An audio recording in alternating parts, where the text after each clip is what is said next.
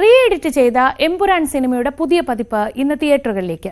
സാങ്കേതിക ജോലികൾ പൂർത്തിയാക്കി ഉച്ചയ്ക്ക് ശേഷമാകും പ്രദർശനമെന്നാണ് കരുതുന്നത്. പ്രധാന വില്ലൻ കഥാപാത്രത്തിന്റെ പേര് മാറ്റി ഗർഭിണിയെ ബലാത്സംഗം ചെയ്യുന്ന രംഗവും NIA-യുടെ ലോഗോയും ഒഴിവാക്കിയിട്ടുണ്ട്. വിവാദങ്ങൾക്കിടെ ചിത്രം 200 കോടി കളക്ഷൻ പിന്നിട്ടു. ആജ്ഞ രവീന്ദ്രൻ വിവരങ്ങളുമായി. ആജ്ഞ, എപ്പോഴായിരിക്കും ഈ റീ എഡിറ്റഡ് വേർഷൻ എത്തുന്നത് എന്ന കാര്യത്തിൽ ഇപ്പോഴും ഒരു കൃത്യമായ ധാരണയില്ല, എങ്കിലും നമ്മൾ പ്രതീക്ഷിക്കുന്നു ഇന്ന് ഉച്ചയ്ക്ക് ശേഷം ഉണ്ടാകുമെന്ന്. ആ തരത്തിൽ അത് ഉറപ്പിക്കുന്ന എന്തെങ്കിലും സ്ഥിരീകരണം ഉണ്ടോ?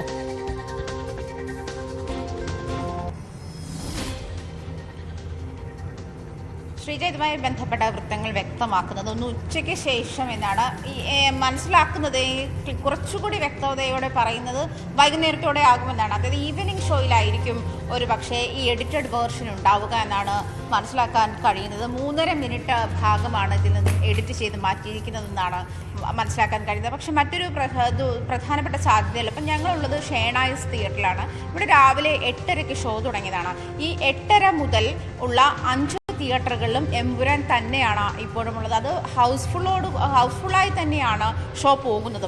ആ ഒരു സാഹചര്യത്തിൽ നമ്മൾ ഈ എഡിറ്റഡ് വേർഷൻ കൂടി വരുമ്പോൾ അതിനുണ്ടായ മാറ്റങ്ങളെ പറ്റി അറിയാൻ ഒരു പക്ഷേ കണ്ടവർ തന്നെ വീണ്ടും തിയേറ്ററിലേക്ക് വരാനുള്ള സാധ്യതയുമുണ്ട്.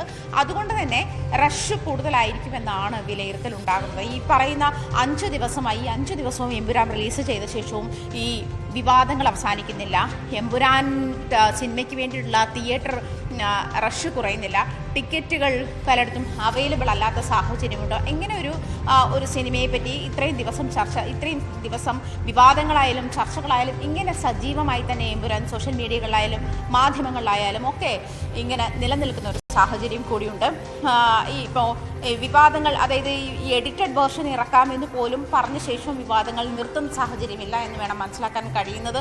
അങ്ങനെയാണ്. കാരണം ഈ സംഘപരിവാർ സംഘടനകൾ ഉയർത്തിയിരിക്കുന്ന വിമർശനങ്ങൾ കൊണ്ടാണ് എമ്പുരാൻ എഡിറ്റഡ് വേർഷനിലേക്ക് പോകാനുള്ള തീരുമാനമുണ്ടായതെന്ന് മോഹൻലാലിൻ്റെ ഫേസ്ബുക്ക് പോസ്റ്റിൽ അദ്ദേഹം ഖേദപ്രകടനം നടത്തിയതോടുകൂടിയാണ് എമ്പുരാൻ എഡിറ്റഡ് വേർഷനിലേക്ക് പോകാനുള്ള തീരുമാനത്തിൽ വ്യക്തത വന്നതും അങ്ങനെയാണ്. അതിനുശേഷം ഞങ്ങൾ തീരുമാനിച്ചിട്ടുണ്ട് ഇത്തരത്തിൽ വേദനിപ്പിക്കപ്പെട്ട അല്ലെങ്കിൽ വേദനിപ്പിക്കുന്ന ഭാഗങ്ങൾ ഏതൊക്കെയാണ് അതൊക്കെ മാറ്റിയ ശേഷം സിനിമ വീണ്ടും തിയേറ്ററുകളിൽ എത്തുമെന്ന് മോഹൻലാൽ തന്നെ ഫേസ്ബുക്ക് പോസ്റ്റിൽ പറഞ്ഞിരിക്കുന്ന ഒരു സാഹചര്യമുണ്ട്. അങ്ങനെയുള്ളപ്പോൾ അതിനും, അതായത് മോഹൻലാൽ ഇത്തരത്തിലുള്ള ഫേസ്ബുക്ക് പോസ്റ്റ് ഇട്ടതിലും ഖേദപ്രകടനം നടത്തിയതിലുമൊക്കെ വലിയ വിമർശനമാണ് ആരാധകരുടെ ഭാഗത്തു നിന്നും ഉണ്ടായത്. അതായത് താങ്കളെ വേദനിപ്പിക്കുന്ന, നടൻ എന്ന നിലയിൽ താങ്കളെ വേദനിപ്പിക്കുന്നത് സംഘപരിവാർ സംഘടനകൾക്ക് വേദനിച്ചതാണോ താങ്കൾക്ക് വിഷമമായത്? അതല്ലെങ്കിൽ സംഘപരിവാർ സംഘടനകളുടെ മാത്രം സപ്പോർട്ടോടുകൂടി ഉള്ള അതാണോ താങ്കളുടെ ഫാൻസ് അസോസിയേഷൻ? തുടങ്ങിയ വലിയ വിമർശനങ്ങളാണ് മോഹൻലാൽ ആ പോസ്റ്റിന് ശേഷവും സോഷ്യൽ മീഡിയകളിൽ നേരിടേണ്ടി വരുന്ന വിമർശനങ്ങൾ. അത് പൃഥ്വിരാജിന്റെ നിലപാടിനെ ചോദ്യം ചെയ്തുമുള്ള വിമർശനങ്ങളുണ്ട്. എന്നിരുന്നാൽ പോലും മറ്റൊരു പ്രധാനപ്പെട്ട കാര്യം, ഇതിൻ്റെ തിരക്കഥാകൃത്ത് മുരളി ഗോപി ഇതുവരെ കാര്യത്തിൽ പ്രതികരിച്ചിട്ടില്ല. അതിൽ നിലപാട്, അതല്ലെങ്കിൽ ഈ എഡിറ്റ് ചെയ്യുന്ന വേർഷനിൽ ഉൾപ്പെടെയുള്ള അത് പ്രതികരിക്കാനില്ലെന്നും, അതായത് താൻ ചെയ്തതിൽ ഉറച്ചു നിൽക്കുന്ന ഒരു സാഹചര്യമാണ് മുരളി ഗോപിയുടെ നിലപാടാണ് മുരളി ഗോപിയുടെ ഭാഗത്തുനിന്ന് ഉണ്ടാകുന്നുള്ള എന്നുള്ള നിരീക്ഷണങ്ങളും ഇതുമായി ബന്ധപ്പെട്ടുണ്ട്. എന്നിരുന്നാൽ പോലും ഓർഗനൈസർ ഉൾപ്പെടെ, അതായത് സംഘപരിവാറിൻ്റെ മുഖപത്രമായിട്ടുള്ള ഓർഗനൈസർ ഉൾപ്പെടെയുള്ള പത്രങ്ങളിൽ ഇപ്പോഴും ഈ വിമർശനങ്ങൾ നിരന്തരം ഉണ്ടാകുന്നുണ്ട്.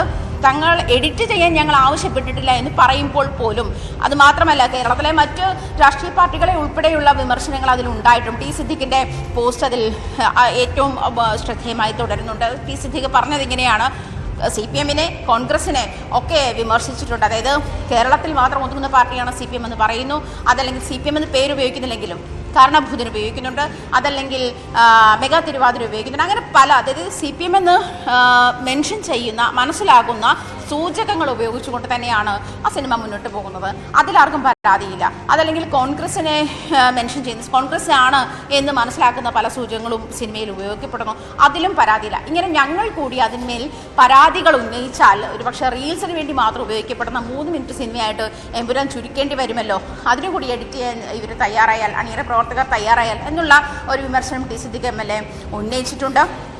അതുതന്നെ സമൂഹത്തിൻ്റെ വിവിധ കോണുകളിൽ നിന്ന് എമ്പുരാന് സപ്പോർട്ടായിട്ട് വന്നിട്ടുള്ള രാഷ്ട്രീയ പാർട്ടികൾ പോലും ഇത്തരത്തിലുള്ള വിമർശനങ്ങൾ മുന്നോട്ട് വയ്ക്കുന്നുണ്ട്. അതായത് ഒരു സിനിമയുടെ ആവിഷ്കാര സ്വാതന്ത്ര്യം, കലാകാരന്റെ ആവിഷ്കാര സ്വാതന്ത്ര്യം, ഇതിന്മേൽ കത്തിവെക്കുന്ന നിലപാടുകൾ, വിമർശനങ്ങളെ ഉൾക്കൊള്ളാനുള്ള മാനസിക പക്വത ഈ രാഷ്ട്രീയ പാർട്ടിക്ക് ഉണ്ടായിട്ടില്ല എന്നുള്ള വിമർശനങ്ങളും ശക്തമാകുന്ന സാഹചര്യമുണ്ട്. അങ്ങനെ നിരവധി വിമർശനങ്ങളാണ് എമ്പുരാൻ സിനിമയുമായി ബന്ധപ്പെട്ട കേരളത്തിൽ അങ്ങോളം ഇങ്ങോളം ഉണ്ടായിക്കൊണ്ടിരിക്കുന്നതും. ഇന്ന് 5 ദിവസമായിട്ട് പോലും ആ വിമർശനങ്ങൾക്ക് ഒരു ഇളവും ഉണ്ടായിട്ടില്ല, ഒരു കുറവും ഉണ്ടായിട്ടില്ല.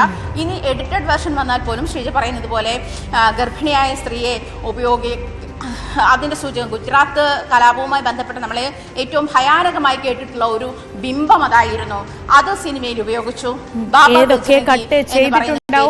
ഒഴിവാക്കും, എന്തൊക്കെ ഈ കഥയുടെ ഗതിയെ ഭംഗപ്പെടുത്താതെ എന്തൊക്കെ ഒഴിവാക്കാൻ പറ്റും, അതൊക്കെ അറിയാൻ വേണ്ടി ഒരുപക്ഷെ കണ്ടവർ കൂടി ഒരിക്കൽ കൂടി തിയേറ്ററുകളിൽ എത്തും എന്ന് പ്രതീക്ഷിക്കാം. എന്തായാലും ഈ വിഷയം പാർലമെന്റിൽ അടക്കം ഉന്നയിക്കാൻ ഒരുങ്ങുകയാണ് CPM. അഭിപ്രായ സ്വാതന്ത്ര്യത്തിന്മേലുള്ള കടന്നുകയറ്റം രാജ്യത്ത് വർദ്ധിക്കുന്നു. മോഹൻലാലിനും പൃഥ്വിരാജിനുമെതിരായ സംഘടിതമായ ആക്രമണം ഭരണഘടന നൽകുന്ന അവകാശങ്ങളുടെ ലംഘനമാണെന്നാണ് CPM ഈ നോട്ടീസിൽ പറയുന്നത്. വിഷയം സഭ നിർത്തിവെച്ച് ചർച്ച ചെയ്യണമെന്ന് ആവശ്യപ്പെട്ട് റഹീം MP ആണ് നോട്ടീസ് നൽകിയത്. മഹാരാഷ്ട്രയിൽ കുനാൽ കമ്രയ്ക്കെതിരായ ശിവസേന ആക്രമണവും സമാനമാണെന്ന് നോട്ടീസിൽ പറയുന്നു.